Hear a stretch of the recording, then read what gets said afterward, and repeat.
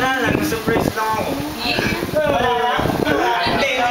Nakakaiyak na yun. Ayun, surprise lang ako. Tapos, parang hindi ko alam kung ano sasabihin ko. Sobrang saya. Kasi, iniisip ko nung bago mag-birthday ko, ordinary day lang.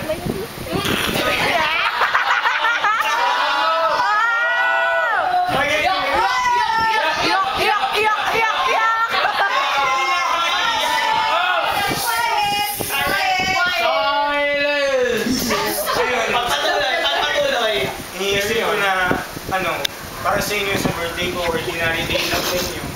Ayun, tapos nung ginread niya ako, pupunta ko sa school, wala lang, masaya lang ako. Dahil dyan, may nag-text. Bakit naman? Hindi naman ako din pinakaabot sa school year yung birthday ko. Tapos, yun nga, marami nag-click sa akin.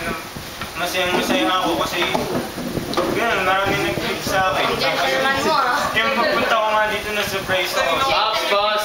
May nag-text. Nadetense ako, Edward. Go. Tapos, yun.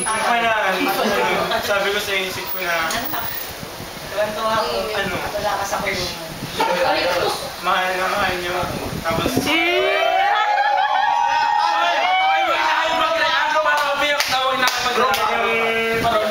Si Dan nga naman, basta dal umiyak. talagang pinagdalaman niyo pa yung Umiiyak na party si na Dan, to no? para sa akin.